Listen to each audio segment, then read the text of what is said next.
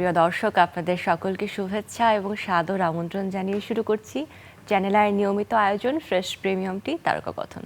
প্রিয় দর্শক, তারকাকথনের আজকের আয়োজন হতে চলেছে সঙ্গীতময়। সঙ্গীতময় কেন বলছি? নিশ্চয়ই আপনাদের মাথায় আসছে নিশ্চয়ই কোনো সঙ্গীত শিল্পীকে নিয়ে সামনে এসেছি। তবে সঙ্গীত বলতেই কিন্তু একজন সঙ্গীত শিল্পীকে আমরা বুঝি না। একজন সঙ্গীত শিল্পীর কণ্ঠে একটি গান তুলে দেওয়ার আগে অনেকগুলো মানুষের অবদান রয়েছে। তাদের মধ্যে অন্যতম ভূমিকা পালন করেন একজন গীতিকার কিংবা গীতিকবি। তিনি সেই গানের কথাগুলো লিখেন এবং একটি গানের কথাগুলোই কিন্তু যুগ যুগ ধরে আমাদের হৃদয়ে বেঁচে থাকে। প্রিয় দর্শক, তারকাকথনের আজকের সেটে বুঝতেই পারছেন যে আমাদের সাথে আছেন একজন গীতিকার, এই সময়ের জনপ্রিয় একজন গীতিকার রবিউল ইসলাম জীবন। শুভেচ্ছা আপনাকে। ধন্যবাদ। কি সুন্দর করে বলছিলে, শুনছিলাম। এবং আজকে বিশেষ একটি দিনে আপনাকে পেয়েছি। অনেক দিন হয়েছে যে এই দিনটিতে আপনাকে পাওয়া হয় না, গত বছর একদিন পরে পেয়েছি, আজকে একদম ঠিকঠাক দিনে পেয়েছি। জন্মদিনের অনেক অনেক শুভেচ্ছা। অনেক অনেক শুভেচ্ছা, ধন্যবাদ। এবং যারা আমাদের প্রোগ্রাম দেখছেন এবং আমাদের স্টুডিওতে যারা আছেন সবাইকে আমার পক্ষ থেকে অনেক অনেক ধন্যবাদ, ভালোবাসা। তারকারা যখন সেটে আসেন, তারকাদের ব্যক্তিগত জীবন নিয়ে তো আমাদের একটা আগ্রহ সবসময় ছিল, আছে এবং থাকবে। সেই জায়গা থেকেই জানতে চাওয়া যে একজন রবিউল ইসলাম জীবন তার জন্মদিনের এই সময়টাকে কিভাবে উদযাপন করে। আসলে আমি তো গ্রামে বেড়ে ওঠা, তো আমরা ছোটবেলায় আমাদের আসলে এরকম জন্মদিন পালন করা এইটা গ্রাম অঞ্চলে কমই হতো আমাদের সময়টাতে, বিশেষ করে বা আমাদের পারিবারিকভাবে বা আশপাশে খুব একটা এরকম কিন্তু হতো না। তো যখন ঢাকায় আসার পরে বিশেষ করে এখন তো মানুষের জন্মদিনটা একদম উৎসবের মতো, বিশেষ করে ফেসবুকের কারণে। কারণ কার জন্মদিন কবে এটা তো সবাই খুব ওইভাবে জানেও না, বা আসলে জানার সুযোগও নেই, খুব কম জিনিসই মানুষ জানে। তো ফেসবুকের কারণে কি হয়, যখন নোটিফিকেশন আসে সেটা সবাই একসাথে লাখ লাখ হাজার হাজার মানুষ কিন্তু সেটা জানতে পারে, দেখতে পারে, বা কেউ একটা পোস্ট করলে বাকিরাও দেখতে পারে, জানতে পারে, যার কারণে এটা কিন্তু ছড়িয়ে যায়। অর্থাৎ মানুষের জন্মদিনে কিন্তু যারা ফেসবুক বা সামাজিক মাধ্যম ইউজ করেন এবং জন্মদিনের ইনফরমেশনটা যারা দিয়ে রাখেন, তাদের জন্মদিনটা কিন্তু আগের চেয়ে একদমই অন্যরকম, একদমই আলাদা। এটা কিন্তু বলতেই হবে। ঠিক আমারও তাই, যে ফেসবুকের কারণে অনেকেই জানেন বা কাজ করি, খোঁজখবর যারা রাখেন, সেই কারণে আগে একরকম জন্মদিন ছিল, একদম টোটাল এখন আলাদা। এখন সারাদিন শুভেচ্ছা, ভালোবাসা এইসব আসতে থাকে এবং আমিও খুব এনজয় করি এই সময়গুলো। কোন সময় জন্মদিন আসলে বেশি মনে পড়ে? ছেলেবেলায় উদযাপনগুলো বলছিলেন যে এরকম ভাবে হতো না, তবে তখন একটা আলাদা রকমের আমেজ কিন্তু পরিবার বা আশেপাশের কাছের নিকটাত্মীয়দের আমার মাধ্যমে আসলে হতো। জন্মদিনটা একটু আলাদাই অন্য 8-10 জনের চেয়ে। সেটা হচ্ছে আমার মানে আমার আম্মা আমার জন্ম সালটা জানতেন এবং বাংলা তারিখটা জানতেন। তারপর ইংরেজিতে কয় তারিখ সেটা আর উনি জানতেন না। তাহলে ওই সময়টাতে বাংলা ওই তারিখটা হয়তো মনে রাখা হতো। পরে আমি ঢাকায় আসার পরে প্রায় তাও 15-20 বছর আগে একদিন হচ্ছে আমার এক বন্ধুর সাথে জাতীয় সংসদ ভবনে যাই। তো আমি জানতে পারি যে জাতীয় সংসদ ভবনে দেশের সমস্ত পত্রিকার প্রত্যেকটা বছরের পত্রিকাগুলো ওখানে সাজানো থাকে। তারপর আমি ওই সাল ধরে বাংলা তারিখটা ধরে দেন বের করেছি যে আমার জন্মদিনটা 11 নভেম্বর, সেটা ওখান থেকে আসলে বের করা। তারপরে তখন থেকে আসলে আমি ফেসবুকে বা বিভিন্ন জায়গায় আমি ওটা পালন করি বা সবাই সেটা জানে। এবং জন্মদিন নিয়ে আরেকটা ইন্টারেস্টিং, সেটা হচ্ছে আমার নাম নিয়ে। সেটা হলো আমার একটা ফুফাতো ভাই আছে আমার বড়, ওর নাম হচ্ছে মনির। তো ও হওয়ার পরে আমার আব্বা আমার ফুফুকে সাজেস্ট করেছিল যে ওর নাম জীবন রাখতে। তো আমার ফুফু ওনার অত ভালো লাগে না নামটা, তো উনি হচ্ছে ওর নাম রেখেছিল মনির। তো আমার আব্বা তখন বলেছিল আমার যদি কখনো ছেলে হয় তো আমার ছেলের নাম হবে জীবন। তার মানে হচ্ছে আমার জন্মের আগে আমার এই জীবন নামটা ডিসাইডেড হয়ে যায়। আর এরপরে এই নামটা আবার পরবর্তী সময় এক সময় এসে আরও নানানভাবে আমি এটা আবিষ্কার করি, সেটা 7-8 বছর আগে, রবিউল ইসলাম জীবন। তো আমি একজন গান লিখি বা গানের মানুষ, তো এই নামের সাথে যখন এরকম আরো বড় বড় মানুষগুলোর এক ধরনের মিল পাই, সুন্দর ভালোই লাগে। রবি মানে রবীন্দ্রনাথ ঠাকুর কিন্তু রবি দিয়ে শুরু হয়, ইসলাম মানে নজরুল ইসলাম সেকেন্ড পার্ট, জীবন মানে জীবনানন্দ দাশ। তা আমার মনে হয় সাহিত্যে বা বাংলা ভাষাভাষী যারা আছেন এই 3 জন মানুষকে কিন্তু আমরা প্রত্যেকেই আসলে অস্বীকার করার কোনো সুযোগ নেই, এবং ওনাদেরকে প্রত্যেকে অনেক ভালোবাসি, আদর্শ মানি অনেকে, এবং ওনাদের লেখায় নানানভাবে আমরা অনুপ্রাণিত হই। তো অলৌকিকভাবে আমার নামের মধ্যে এই 3 জনের এক ধরনের একটা ছোঁয়া আছে। এটাও এক ধরনের মজা বা এক ধরনের একটা নিজের নামকে আসলে এভাবে আবিষ্কার করা, নিজেকে আবিষ্কার করা যাত্রাটা কত অদ্ভুত থাকে, ব্যক্তিভেদে তা ভিন্ন ভিন্ন। গানের কথা যেমন বলছিলেন, পুরো দস্তুর একজন গানের মানুষ, গানই আসলে জীবন। লিখেছেন অনেক গান এখন পর্যন্ত, তবে এই যে জন্মদিনের দিন কোনো গান লিখেছেন বা জন্মদিন নিয়ে কোনো গান লিখেছেন এমন কি আছে? আচ্ছা, আমার আসলে জন্মদিন নিয়ে আমার 2-3টা গান আছে, এমনও গান আছে এখনো প্রকাশিত হয় না জন্মদিন নিয়ে স্পেশাল। বাট আমার এটা একটা আক্ষেপ যে আমার একটা জন্মদিন নিয়ে এমন একটা গান থাকবে যেটা সবখানে বাজবে, হ্যাঁ। বা হচ্ছে অনেক বেশি মানুষের কাছে যাবে। এটা আমার চেষ্টা থাকবে জীবনের শেষ প্রান্তে গিয়েও যদি এরকম একটা স্বপ্ন পূরণ করতে পারি।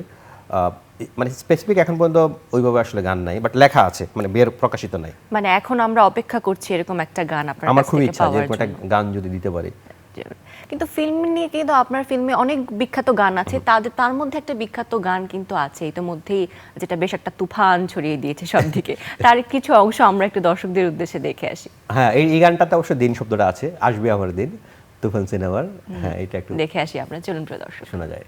গানের সাথে একজন জীবনের মিল কতটুকু? এই গানের সাথে একজন জীবনের এবং দিনের, মানে জন্মদিনের একটা মিল আছে। আচ্ছা, কিভাবে?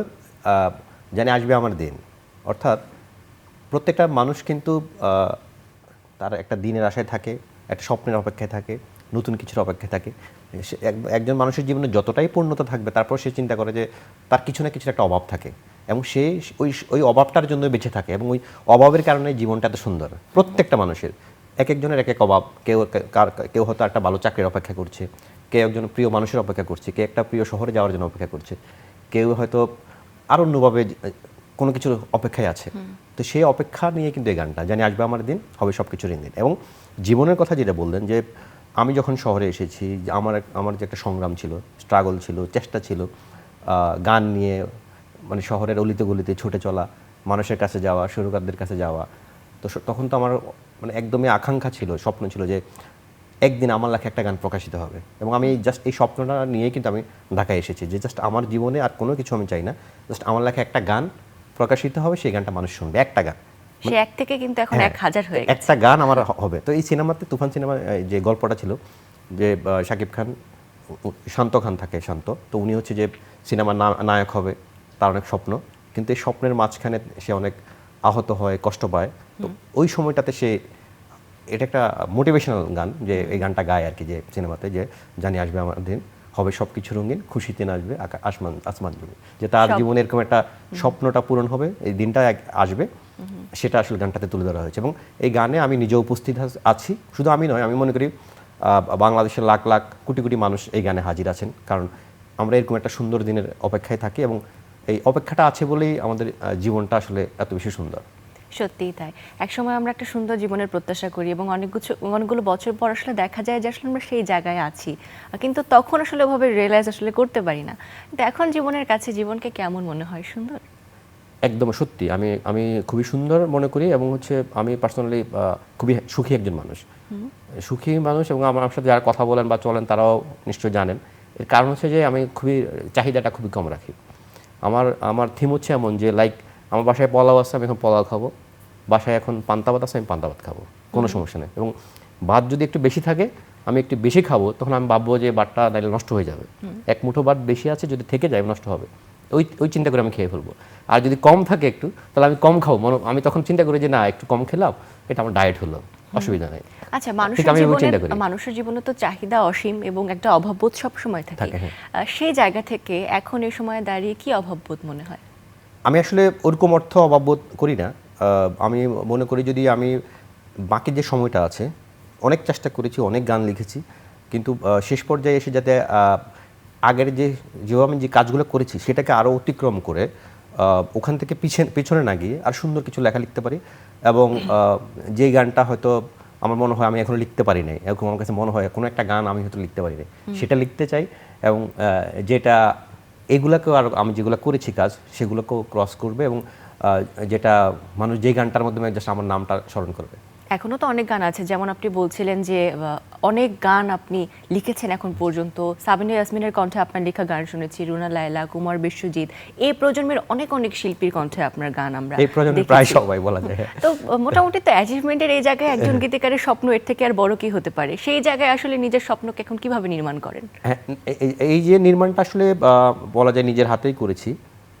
যে জায়গাটাতে এসেছি বা যে যতগুলো আমার কাজ করেছি, আসলে প্রচণ্ড চেষ্টা ছিল সবসময়, এখনও মানে আমি সবসময় চেষ্টা করি যে কাজের সাথে লেগে থাকি, এবং কাজটাকে প্রচণ্ড ভালোবাসি। আচ্ছা, এই যে নির্মাণের পেছনে কাউকে কি আসলে ধন্যবাদ দিতে চান? কারো অবদান কি রয়েছে? এটা অসংখ্য মানুষের অবদান। যেমন আমার শুরুতেই যদি আমি বলি যে দুইজন সুরকারের কারণে মানে প্রথম আমার অ্যালবামে আমার গান আসে 2006 সালে, হৃদয় রক্তক্ষরণ অ্যালবামে, আসিফ আকবর ভাইয়ের। তো ওখানে আমার লেখা 2টা গান ছিল। প্রথম গান ওই ক্যাসেট অনুসারে প্রথম গান ছিল ভাড়াটিয়া চাই, এটা ফল অফ চ্যানেলে সুর করা দাদার, এবং হচ্ছে ওই চতুর্থ গান ছিল অ্যালবামে ভালোবাসি বলে, রাজেশ দাস সুর করা, 2006-এ রিলিজ, এখন 18 বছর আগে। তো ওই দুইটা গানের মাধ্যমে কিন্তু আমার যাত্রা। তো এই দুজন মানুষের অবদান আমি কখনোই বলতে পারবো না। দুজনের অবদান দুই রকম। পল্লব দাদা আমাকে খুবই আর্লি একটা সুযোগ দিয়েছেন, আর রাজেশ দা তারও অনেক আগ থেকে, প্রায় 1-2 বছর আগ থেকে আমাকে স্বপ্ন দেখিয়েছেন, এবং উনি বলেছিলেন যে উনি আমার লেখা একটা গান আসিফ আকবর ভাইকে দিয়ে করাবেন, এবং সেটা করিয়েছেন। তো আমার মনে হয় আমি যে এতটুকু এসেছি, ওই যে ওনার কথাটা, উনি যে আমাকে একটা ভরসা দিয়েছিলেন, মাথায় হাত রেখেছিলেন, এবং এই দুজন মানুষ এবং এরকম আরও অনেকেই আছে। আমি মনে করি নানান মানুষ নানানভাবে আমাকে হেল্প করেছে। হয়তো কোনো কারো কথা হয়তো আমি ভুলেও গেছি, হয়তো মনেও করি না ওইভাবে। প্রত্যেকে, আমি মনে করি যেমন আমরা এখন যে এখানে বসে আছি, স্টুডিওর সামনে যে মানুষগুলো আমাদেরকে ক্যামেরায় দৃশ্য ধারণ করছেন, তারাও তো আমাদের জীবনে অনেক গুরুত্বপূর্ণ। তো মিডিয়ার অসংখ্য মানুষ আছে, বাট এর পাশাপাশি আমি আরও কিছু মানুষকে যেমন স্মরণ করি। যেমন ধরেন আপনার বাসার সামনে যদি একটা চা দোকানদার থাকে, সেও কিন্তু আপনার জীবনে অনেক বেশি গুরুত্বপূর্ণ, কারণ আপনি হয়তো তার থেকে একটা জিনিস কিনছেন। আপনি রিক্সা থেকে নামার পরে যদি একটা ভাঙতি টাকা না থাকে, 500 টাকার একটা নোট বা 1000 টাকার একটা নোট ভাঙতি নেই, সেই দোকানদার থেকে আপনি দোকানে থেকে নিতে পারছেন, বা হচ্ছে কোনো কিছু রাখতে পারছেন। তো এরকম নানানভাবে শুধু সাফল্য তো শুধুমাত্র কাজ দিয়ে আসে না, পুরো জীবন চলতে চলতে একটা সাফল্য আসে, কাজে সেটা এফেক্ট পড়ে। তো নানানভাবে নানান পর্যায়ে, যেমন চট্টগ্রামে আমি যখন পড়েছি কমার্স কলেজে, আমার একজন হিন্দু স্যার, বটু স্যার, তো ওনার কাছে আমি প্রায় পড়তাম। ওই সময়টাতে আসলে স্যারের যে আমি টাকাটা দিব, আমার অনেক সময় টাকাটা আমি ঠিকমতো দিতে পারতাম না।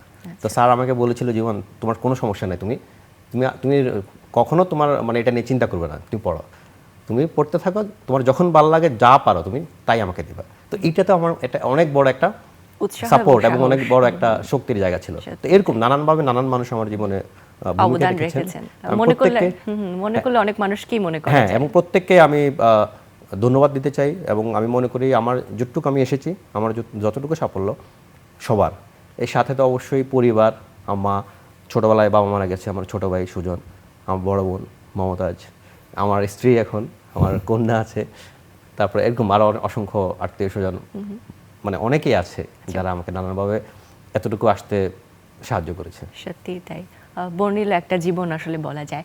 আর সেক্ষেত্রে আসলে আপনার গানের সংখ্যা বিবেচনা করতে গেলে আমরা সেদিকে যাব না, তবে গানের যদি কোয়ালিটি বা মান নিয়ে কথা বলি, সেক্ষেত্রে গ্রহণযোগ্যতা দর্শকের আছে, সেটা সবসময় আমরা দেখেছি, বিশেষ করে সিনেমার গানের ক্ষেত্রে। যখনই আপনি সিনেমার গান লিখেছেন, জীবন যা কিছুই ছুঁয়ে দেয় তা কিছুই কেন যেন জনপ্রিয় হয়ে যায়। সেই সিনেমার অনেক গানের মধ্যে থেকে একটি গানের ছোট্ট কিছু অংশ আমরা দর্শকদের উদ্দেশ্যে চলুন দেখে আসি। চলুন প্রিয় দর্শক।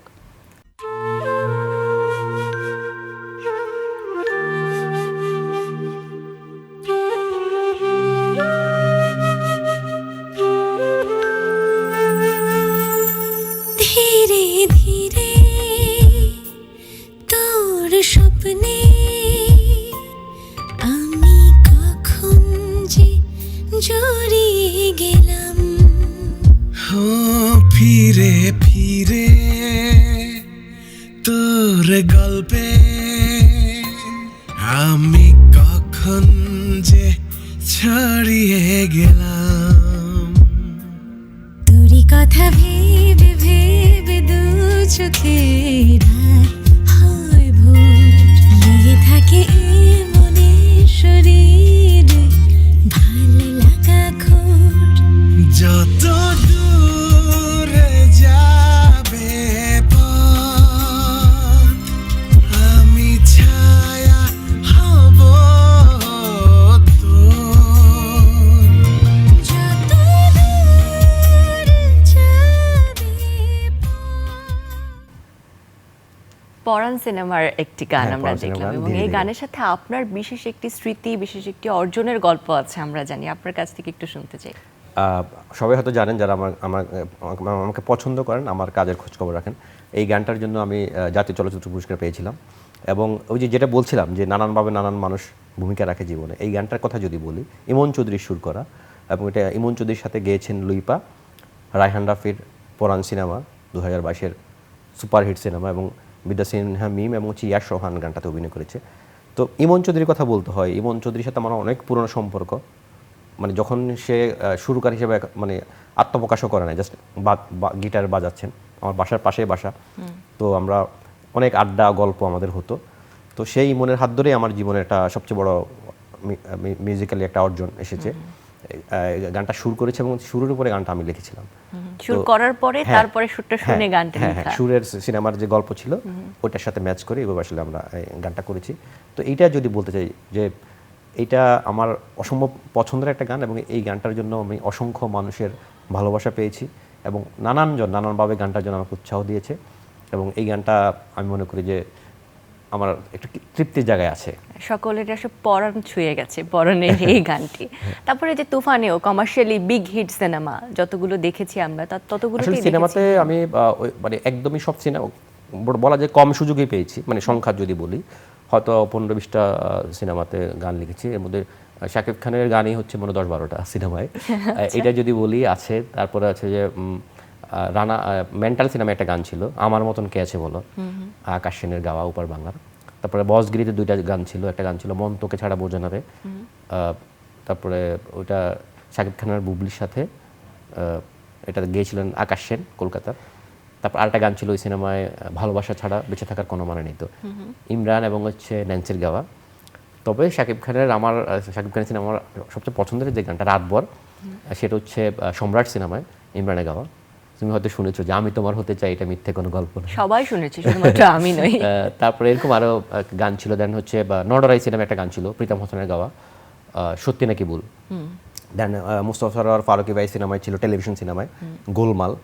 তো এরকম আরো সিনেমার কিছু গান আছে, তো এগুলো আমার চেষ্টা করেছি আর কি লেখার জন্য। দর্শক নন্দিত সিনেমা যেমন ছিল সেই সিনেমার গানগুলো আসলে ওরকম ছিল। তবু এই যে পুরস্কারের কথায় যেহেতু আমরা ছিলাম, আপনার জীবনে তো পুরস্কারের ঝুলিতে অনেকগুলো সংখ্যা, আসলে পুরস্কার বলবো না, অর্জন আসলে জুড়ে গিয়েছে। এই অর্জনগুলোকে আসলে আপনি কিভাবে দেখেন একজন গীতিকার হিসেবে? এর আগে বলতে হয় সর্বশেষ আমি যে ডেইলি স্টার ওটিটি যে অ্যাওয়ার্ড, এটা এই বছর যেটা প্রকাশিত হলো নমিনেশন, ওখানে নমিনেশন পেয়েছি। এর আগেও পেয়েছি ডেইলি স্টারে, এবং মজার বিষয় হচ্ছে ওটিটিতে আমি এই পর্যন্ত গান লিখেছি 1.5টা, এবং 1.5টার জন্যই নমিনেশন। কয়টা? মানে 2টার থেকেও কম আর কি, 2টা বলা যায়, 2টা না ঠিক, আমি বলি ব্যাখ্যাটা দিচ্ছি। সেটা হচ্ছে এর আগে একটা গান ছিল, ওইটার জন্য নমিনেশন পেয়েছিলাম। এবারে যে গানটা, এইটা আমার আর জাহিদ নীরব ওর সুর, মানে লেখা, ও সুর করেছে, দুজনের লেখা। কারণ গানটা যখন শেষ করব তখন হচ্ছে আমি কাতারে ছিলাম, কাতার বিশ্বকাপ চলছিল। তো ও আমাকে যখন নক করেছিল, মানে ওই সময়টাতে আসলে ম্যাচ করে গানটা আমার পক্ষে লেখা শেষ করা সম্ভব হয়নি, যার কারণে ও শেষ করে। তো যার কারণে নমিনেশনের দুজনেরই নাম। আচ্ছা, তো এটা একটা ভালো লাগার বিষয়। ওটিটিতে 2টা গান, 2টাই এই ওটিটিতে নমিনেশন পেয়েছে।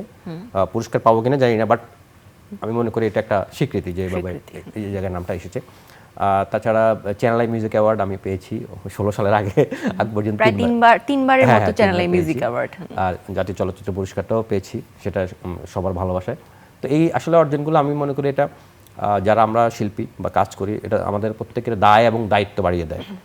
কারণ হচ্ছে যে যখন মানুষ কিন্তু কেউ একটা পুরস্কার পেলে ওটাকে একটা এক্সাম্পল হিসাবে নেয়, একটা কথা বলার সময় কিন্তু নেয়। এখন আমি যদি একটা খারাপ কাজ করি, মানুষ কিন্তু উদাহরণ দিবে, ওটাকে ধরে আমাকে মানে উদাহরণ দিবে। তো ঠিক তদ্রূপ আমাকে ওটা ভেবে ওইভাবেই কিন্তু ভালো লেখাটা, ভালো সুন্দর লেখাটা লিখতে হয়। এবং শুধু লেখা না, নানানভাবে আমি মনে করি এই অর্জন যার জীবনে আসবে তার জীবন কেন্দ্রিক নানান দায়ও আছে। আমার কথা বলা, আমার চলাফেরা, আমি কোথায় যাচ্ছি, ফেসবুকে কি লিখছি, কার সাথে কীভাবে তাকাচ্ছি, আমার মনে হয় সব কিছুই এইসব ক্ষেত্রে আমাদের দৃষ্টি দিতে হয়, এবং ওইভাবে আমি চলার চেষ্টা করি। আচ্ছা, আরেকটি প্রশ্ন যেখানে আসে, যে প্রথমেই আমি যেটা বলছিলাম যে সঙ্গীত শিল্পীকে আমরা আসলে সবাই চিনি, কারণ সামনে তাকে আমরা দেখতে পাই, তার কণ্ঠ শুনতে পাই। তবে যে গীতিকার যিনি গানটি আসলে লিখেন, তিনি অনেকটাই আড়ালে, নিভৃতে, নীরবে থেকে যান। সেই জায়গা থেকে কি জীবনের প্রচেষ্টা সবসময় কি ছিল, যে আড়ালে থাকা, নাকি সে সবার সামনে আসতে চেয়েছিল? না, আমি সত্য কথা যেটা, আমি কিন্তু আড়ালে থাকতে চাইনি। আমার আড়ালে থাকতে চাইনি এই কারণে যে আমাদের অন্য গীতিকবি বা যারা কাজ করেন, নর্মালি হচ্ছে আমাদেরকে আড়ালে রাখতে চাওয়া হয়, আড়ালে রাখা হয়, এটা হলো বাস্তব। সেটা হচ্ছে আমাদের পরিবেশ, দেশ, সমাজ, আশপাশ বলি, বা হচ্ছে শিল্পী সুরকার, বেশিরভাগ ক্ষেত্রেই আমাদেরকে আড়ালেই রাখতে চায়। তো কেউ কেউ আবার ব্যতিক্রম আছে, ফোকাস করেন আমাদেরকে। তো সেই জায়গা থেকে আমার কাছে মনে হচ্ছে না, আমি যদি এই জায়গাটা থেকে একটু বের হয়ে সামনে আসতে পারি, একটু আলোতে যেতে পারি, আমাকে দেখে আরেকজনও কিন্তু সামনে আগাতে পারবে, একটু আসতে পারবে সামনে। তো এই জন্য আমার লেখার পাশাপাশি আরও নানান রকম অ্যাক্টিভিটিস করে, কাজ করে, চেষ্টা করে আমি চেয়েছি যে আমাকে অন্তত দুজন মানুষ আমাকে চিনুক, আমাকে জানুক। আমাকে যদি দুজন জানে, আমার পাশে আরেকজনকে জানবে, আরেকজনকে তিনজনকেও জানবে, কোনো সমস্যা নেই। তো আমি চেয়েছি যে আমরা যে কাজ করি আমাদের স্বীকৃতি আসুক, আমাদেরকেও মানুষ কিছুটা আমাদেরকে জানুক। কাজ সম্পর্কে অবশ্যই জানবে, কিন্তু আমাদেরকেও একটু জানার দরকার আছে আমরা কারা, আমরা অত বছর থেকে কাজ করছি। তো ওই জায়গা থেকে আমার চেষ্টাটা ছিল। এবং মোটামুটি বলাই যায় যে সেই সফলতা অনেকটাই এসেছে। এখন আমরা অনেক গীতিকার এবং সুরকার যারা আছেন শুধুমাত্র গানের সামনে থেকে নয়, পেছন থেকে কাজ করেন, তাদেরকে আমরা চিনতে পারি। হ্যাঁ, আমার মনে হয় চেনাটা এই কারণে দরকার, কাজের কারণে দরকার অন্ততপক্ষে। যে পপুলারিটি মানুষ চিনে সে তারকা হয়ে যাবে নট। কারণ আমাকে যদি মানুষ একজন চিনে, তাহলে তো আমার কাছে সে কাজের জন্য আসবে, আমার কাছে একটা লেখা নিতে আসবে। আমাকে যদি নাই চিনে, কম চিনে, তাহলে তো আমার কাছে একজন মানুষের আসার সম্ভাবনাও কম থাকবে। আমাকে যদি আমার সাথে যত যোগাযোগ যত বেশি মানুষের হবে, তত মানুষ আমার কাছে আসবে, মানুষের অফার আসবে আমার কাছে লেখার জন্য। এটা বাস্তব। কাজ নিয়ে কি কখনো ডিমোটিভেটেড ফিল করেছেন? হয়, কখনো কখনো তো আসলে এরকমও হয় যে হয়তো একটা চাপ থাকে, বা আমি একরকম চাচ্ছি, আমি যার জন্য কাজটা করছি উনি আর একরকম চাচ্ছেন, এরকম হয়। আবার অনেক সময় হয় যে যেহেতু আমরা লিখি, এটার উপরে আমাদের সংসারও চলে, বা আমাদের অনেক কিছু এটার উপরে নির্ভর করে, যেহেতু আমরা অনেক বছর থেকে এটার উপরে লেগে আছি অন্য কিছু না করে। তো যেটা হয় যে অনেক সময় যদি এখানে আরও সম্মানই, বিশেষ করে আমাদের এখানে একজন শিল্পী যে সম্মানই পান বা সুরকার যে পান, সেটা গীতিকারের সম্মানই একদমই নগণ্য, সত্য কথা যেটা। এবং যার কারণে আমাদের পূর্ববর্তী অনেক বড় বড় গীতিকবি, আমরা তাদের তুলনায় কিছুই না, অনেক ভালো, অনেক দুর্দান্ত লেখা লিখতেন, কিন্তু একটা সময় হাল ছেড়ে দেন, বা এই জায়গাটা ছেড়ে আরেকদিকে চলে যান, অন্য কাজ করেন, অন্য পেশায় যান। কারণ উনি যে পয়সা পাচ্ছেন, যে সম্মানই পাচ্ছেন, ওটা দিয়ে উনি সার্ভাইভ করতে পারছেন না। তো এই জায়গাটা আমার মনে হয় ডেভেলপ হওয়া দরকার। বিশেষ করে একজন শিল্পীকে একরকম সম্মানিত দেওয়া হচ্ছে, কম্পোজারকেও দেওয়া হচ্ছে, কিন্তু গীতিকবিদেরকে যদি না দেওয়া হয়, সব সময় কিন্তু এখানে লেখার কোনো উন্নতি হবে না। কেন হবে না? আমি যদি এখান থেকে ভালো পয়সা না পাই, আমি তো এখানে মনোযোগ দিব না, বা আমার তো বাঁচতে হবে। আমি আমাদের প্রত্যেক গীতিকবির কথাই বলছি। তো তার নিজের সার্ভাইভ করার জন্য একটা সময় সে দেখবে যে তার বাসায় তার মাসে খরচ হচ্ছে এত টাকা, সে পাচ্ছে এত টাকা, তখন তো সে এটা ছেড়েই দিবে, আরেক দিকে সে চলে যাবে। তখন তার কাছে এটা সেকেন্ডারি হয়ে যাবে। কিন্তু এই লেখাটাকে, গীতটাকে প্রথম ফার্স্ট প্রায়োরিটি রাখার জন্য সম্মানই বাড়াতে হবে। যখন এটা তার কাছে ফার্স্ট প্রায়োরিটি থাকবে, সে এটাতে প্রচুর সময় দিতে পারবে, এটাতে আরও বেশি ধ্যান ধারণা করবে, আরও বেশি পড়াশোনা করবে, আরও বেশি পৃথিবীকে, দেশকে রিসার্চ করবে, তখন সে আরও বেশি লেখায় আরও নিজেকে তুলে ধরতে পারবে, যেটা আমাদের এখানে নেই। তো এটা আমার কাছে একটা মনে হয় এটা একটা আক্ষেপের জায়গা আমার নিজেরও। যদি আমি আরও বেশি সময় পেতাম, আমি হয়তো সারা মাসে যদি যোগ করি, যে আমি হয়তো একদিনও গান লেখার পিছনে আমার সময় যায় না, যদি যোগ করি সময়গুলোকে, আমি যদি যোগ করি, মানে ছাড়া ভাবে যদি আমি 1 ঘন্টা আধা ঘন্টা করে ধরি, আমার মনে হয় আমি একদিনও গান লেখা আমার সময় যায় না পুরো মাসে।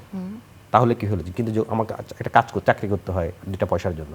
কিন্তু আমি যদি এখানেই আমার সব কিছু করতে পারতাম, তাহলে আমি অনেক বেশি এক জায়গায় যেতে পারতাম, দেখতে পারতাম, তাহলে আমার লেখাটা তো আর বেশি লাইভ হতো, আর বেশি ডেভেলপ করতে পারতাম। শুধু আমি আমার কথা বলছি না, আমাদের পুরা যারা লিখছেন প্রত্যেকের কথাই বলছি। তো এই সম্মানটা যদি এখানে থাকতো, বিশেষ করে আমাদের এখানে আইন আছে, কিন্তু রয়্যালিটি যে সিস্টেম, এটা কোনো বাস্তবায়ন নাই।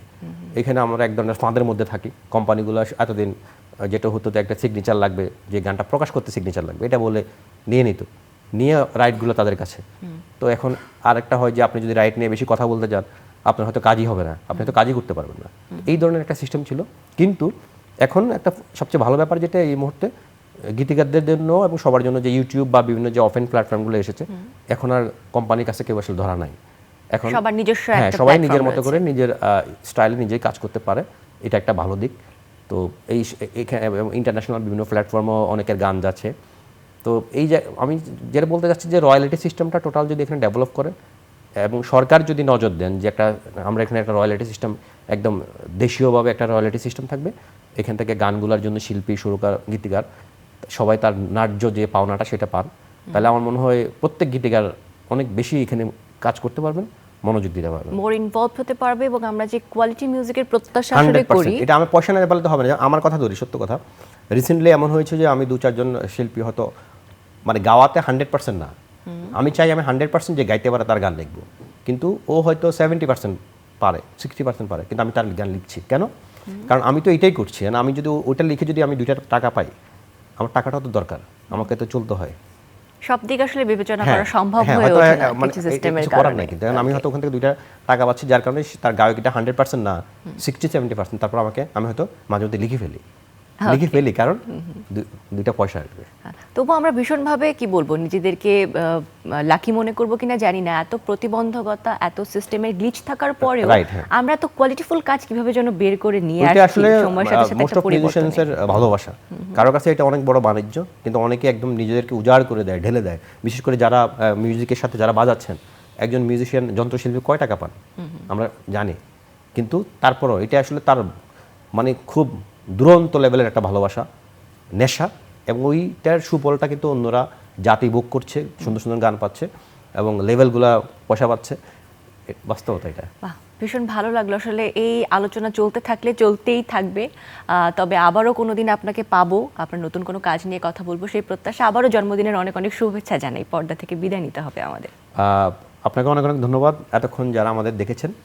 সবাইকে বলবো আমার জন্য দোয়া করবেন, সবাই সুন্দর থাকবেন, ভালো থাকবেন, পরিবার এবং দেশকে ভালোবাসবেন। আসসালামু আলাইকুম। প্রিয় দর্শক, এই ছিল আমাদের আয়োজন। আশা করি আপনাদের ভালো লেগেছে। আগামীতে আবারও নতুন কোনো তারকাকে নিয়ে, তার কোনো গল্প নিয়ে আপনাদের সাথে দেখা হবে সে প্রত্যাশা নিয়ে আজকের আয়োজন থেকে বিদায় নিচ্ছি। ভালো থাকবেন।